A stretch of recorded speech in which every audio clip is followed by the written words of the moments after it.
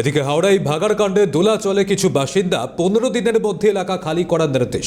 গতকাল বৈঠকের পরেও ভিটে ছাড়তে নারাজ প্রশাসনের তরফে পুনর্বাসনের আশ্বাস মেলেনি। অভিযোগ ভাগাড় এলাকার কিছু বাসিন্দাদের। ইতিমধ্যেই এই বেলগাছিয়ার ভাগাড় এলাকায় সেখানে আবর্জনার স্তূপের কারণে বাড়িগুলিতে নতুন করে যে ফাটল দেখা দিয়েছে তাদের পুনর্বাসনের প্রক্রিয়া ইতিমধ্যেই শুরু হয়েছে, কিন্তু একাংশ তারা দাবি করছেন 15 দিনের মধ্যে এলাকা খালি করা তাদের নির্দেশ দেওয়া হয়েছে, কিন্তু গতকাল বৈঠকের পরেও ভিটে ছাড়তে তারা নারাজ। প্রশাসনের তরফে পুনর্বাসনের তাদের কোনো আশ্বাস মেলেনি। অভিযোগ ভাগাড় এলাকার কিছু বাসিন্দাদের।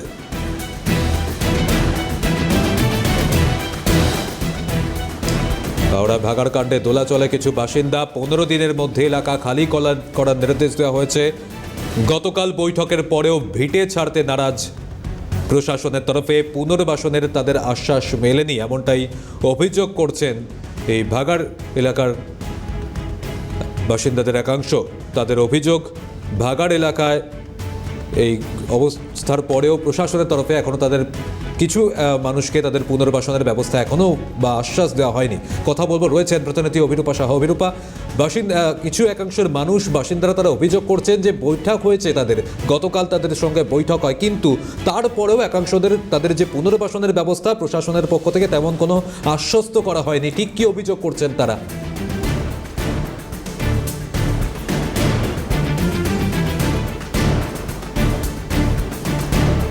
বেশ কিছু অভিযোগ তাদের এখনো রয়েছে। গতকালকেই স্থানীয় একটি ক্লাব, পূবালী ক্লাবে তাদেরকে ডেকে একটি বৈঠক করা হয়। লিলুয়া থানার আধিকারিকরা সেখানে উপস্থিত ছিলেন এবং তারা যেটা অভিযোগ করছেন যে গতকাল তাদের সঙ্গে কথাবার্তা বলেছেন প্রশাসনের আধিকারিকরা। তাদেরকে বলা হয়েছে 15 দিনের মধ্যে এই ভাগাড় সংলগ্ন এলাকার যারা বাসিন্দারা রয়েছেন তারা যেন এই অঞ্চলের ঘরবাড়ি তারা খালি করে দেন। এবার তাদের যেটা এখন সবথেকে বড় আশঙ্কার বিষয়, তারা বলছেন এই অঞ্চল ফাঁকা করে দিয়ে তাদেরকে অন্যত্র থাকার যে বন্দোবস্ত করা হয়েছে সেখানে যদি তারা পৌঁছন তাহলে কি আদতে তাদের পুনর্বাসন ঠিক কোথায় দেওয়া হবে, আদৌ তাদেরকে পুনর্বাসন দেওয়া হবে কিনা, এ বিষয় সম্পর্কে প্রশাসনের তরফ থেকে কোনো রকম সদুত্তর বা নিশ্চিত কোনো উত্তর তারা পাননি। যার জেরে কিন্তু এখনো পর্যন্ত তারা তাদের ভিটেমাটি আঁকড়ে ধরেই বসে রয়েছেন। যারা রয়েছেন একটু কথা বলে জানার চেষ্টা করব। এই অঞ্চলের যারা বাসিন্দা, একটু কথা বলছি দাদা আপনাদের সঙ্গে। আপনারা এই এলাকার তো? এই এলাকার? আপনি এই এলাকার? হ্যাঁ, আমি লিলুয়া থাকি। আপনি লিলুয়ায় থাকেন। এখানে কিসের জন্য এসেছেন? আমি এসেছি এখানে এটা বিপটা যে পড়েছে, मैं हिंदी में बोल रहा हूँ कि जो यहाँ मुसीबत पड़ा है सबको, तो देख रहा हूँ कि काफ़ी दिन से तो जिनको जो सहमति हो रहा है वो कर रहे हैं, लेकिन मैं भी सोचा हूँ कि मैं भी कुछ करूँ यहाँ लोगों के लिए हेल्प। तो मेरे से जो बना है कि सुबह जो है चाय बिस्कुट के जो है वितरण मैं किया हूँ। करने के लिए आया যারা রয়েছেন একটু তাদের সঙ্গে কথা বলে জানার চেষ্টা করব। স্থানীয় ক্লাবের যারা সদস্যরা রয়েছেন বা এই অঞ্চলের যারা বাসিন্দা, তোমাকে দেখাবো ইতিমধ্যেই বেশ কিছু বাড়ি ঘরদোর রয়েছে। এই অঞ্চলের যারা বাসিন্দারা রয়েছেন তারা দীর্ঘদিন এখানেই যেহেতু বসবাস করছেন, ফলে ভিটে বাড়ি ছেড়ে কোথাও যেতে তারা নারাজ। একটু কথা বলছি দাদা, একটু কথা বলছি। আপনারা গতকাল ক্লাবে গিয়েছিলেন, মিটিং সেখানে হয়েছে, কিন্তু স্বভাবতই আপনারা বলছেন যে এই অঞ্চল ফাঁকা করার সাহস বা কোনোটাই আপনারা এখনো পাচ্ছেন না, তার কারণ যথোপযুক্ত পুনর্বাসনের ব্যবস্থা মানে প্রশাসন কোথায় দেবে সে বিষয়ে আপনারা জানেন না। কি বলবেন, মানে কেন ছাড়ছেন না এই জায়গাটা, মানে কিসের ভয় পাচ্ছেন আপনারা? আমরা দীর্ঘদিন দিয়ে এখানে বসবাস করি, আজকে দিয়ে না, দীর্ঘদিন দিয়ে আমরা এখানে আমাদের মা বাবা দাদুরা যাই হোক এখানে বসবাস করেছি। আমাদের ভাগাড় দিয়ে খুব একটা এরকমই জড়িত আমরা রয়েছি কি আপনাকে ধরানোর বাইরে। তার জন্যে আমরা এখান দিয়ে যেতে চাই না। কেন? আমরা এই ভাগাড়ের মধ্যে দিয়ে প্লাস্টিক, লোহা, টিন কুড়িয়ে যাই হোক বসবাস করে আমরা রোজি রোজগারটা চালিয়েছি। আজকে দেখা যাচ্ছে প্রশাসন নানা রকমের কথা বলছে, পার্টিরা অনেক নানা রকমের কথা বলছে, সেইটা আমরা মানছি না। কেন? কারণটা এইটাই কি আমাদের পাড়ার মধ্যে একটা ক্লাব আছে, যেই ডোনেট করুক সেইটা আমাদের দেখার দরকার নেই। এটা তো খুশির মাহল না, এইটা একটা কষ্টর মধ্যে আমরা সবাই পড়ে রয়েছি। সকালবেলা ঘুমাচ্ছি, রাত্রিবেলা ভাবছি কি কোথায় যাব। হ্যাঁ, দিনের বেলাতে আমরা অ্যাডজাস্ট করে নিচ্ছি।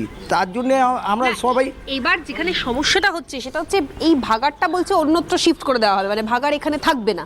তাহলে এক আপনাদের জীবন জীবিকার সমস্যা, আর দ্বিতীয়ত হচ্ছে ঘরবাড়ি কোথায় তৈরি হবে সেটাও আপনারা বুঝতে পারছেন না। এখন আমরা সেইটা যাই হোক সেইটা আমরা এই মুহূর্তে আমরা তো কিছু বুঝতে পারছি না। প্রশাসন আমাদেরকে নিয়ে বসছে, হ্যাঁ, বসে মাঝে সাঝে আমাদেরকে যাই হোক প্রশাসন আমাদের সঙ্গে রয়েছে, কিন্তু মিডিয়ারও আমাদের সঙ্গে রয়েছে সব সময়, হ্যাঁ, তাদেরকে আমরা খুব ধন্যবাদ জানাই। হ্যাঁ, নিবেদনটা এটাই করছি কি আমাদের বসবাস করার জন্য একটা সেফ একটা জায়গা দেওয়া হোক। তা আপনাদের তো বলা হচ্ছে অন্যত্র কয়েকদিনের জন্য শিফট হয়ে চলে যেতে, তো সেখানে আপনারা যাচ্ছেন না? সেইটা তো আমরা বুঝতে পারছি না, এখন বলা যাচ্ছে কালকে দেখা যাবে আবার অন্য জায়গা দিয়ে অন্য জায়গা পাঠিয়ে দিতে। আমরা তো গরিব মানুষ, এখানে কুড়িয়ে খাই। পাশাপাশি বাসস্থানের আশ্বাস যতক্ষণ না পর্যন্ত মিলছে ততক্ষণ তারা ভিটেমাটি ছাড়তে নারাজ। যারা রয়েছেন একটু কথা বলি, একটু কথা বলছি। আপনিও তো এই এলাকার? আচ্ছা, যারা রয়েছেন একটু কথা বলছি। আপনি এলাকার তো? এই এলাকার তো? এই এলাকার। এই যে আপনাদেরকে বলা হচ্ছে অন্যত্র শিফট করা হবে, অন্যদিকে পাঠিয়ে দেওয়া হবে, আপনারা এই ভিটেমাটি ছেড়ে যেতে সাহস পাচ্ছেন নাটা কেন? মানে কিসের ভয় পাচ্ছেন আপনারা যে যেতে চাইছেন না অন্যত্র? ওই বাচ্চা এখানে বেরিয়ে গেছে, তো এখান থেকে যাব কোথায় আমরা? বাচ্চা পুরো এখান থেকেই বেরিয়ে গেছে, বাচ্চা থেকে আমরা আছি এখান থেকে কিভাবে যাব? তা আপনাদের তো বলা হচ্ছে যে অন্যত্র গেলে এখানে একটা বাড়ির ব্যবস্থা বা অন্য কোথাও বাড়ির ব্যবস্থা তৈরি করে দেওয়া হবে, সেই আশ্বাসে আপনারা মানে ভরসা পাচ্ছেন না? ভরসা পাচ্ছি না। ভরসা পাচ্ছেন না, সেই জন্য আপনারা এখান থেকে যাবেন না সিদ্ধান্ত নিয়েছেন। ফলে সৌম্যজিৎ বুঝতে পারছো, এই গোটা এলাকার যারা সাধারণ মানুষ রয়েছেন, এই অঞ্চলের যারা বাসিন্দারা রয়েছেন, তারা বলছেন যে প্রশাসনের তরফ থেকে যেহেতু এখনো পর্যন্ত কোনো রকম সদুত্তর তারা পাননি যে এদেরকে অন্যত্র কোথায় শিফট করানো হবে, আদৌ তাদেরকে অন্য কোথাও বাসস্থান দেয়া হবে কিনা। এই ভাগাড় থেকে বহু মানুষের জীবন জীবিকা অনেক কিছু নির্ভর করে, ফলে সেক্ষেত্রে দাঁড়িয়ে তাদের জীবন জীবিকার কি হবে, এই ধরনের একাধিক প্রশ্নের উত্তর যেহেতু তারা খুঁজে পাচ্ছেন না, ফলে কোনোভাবেই এই অঞ্চলের যারা বাসিন্দারা রয়েছেন তারা কেউ এই এলাকা ছাড়তে নারাজ। একটু কথা বলছি, আপনার সঙ্গে কথা বলছি। আপনি তো কালকে মিটিংয়ে গিয়েছিলেন, তো পুলিশ বলছে, প্রশাসন বলছে বাড়িগুলো খালি করে দেওয়ার জন্য। আপনারা খালি করছেন নাটা কেন? কিসের ভয় পাচ্ছেন?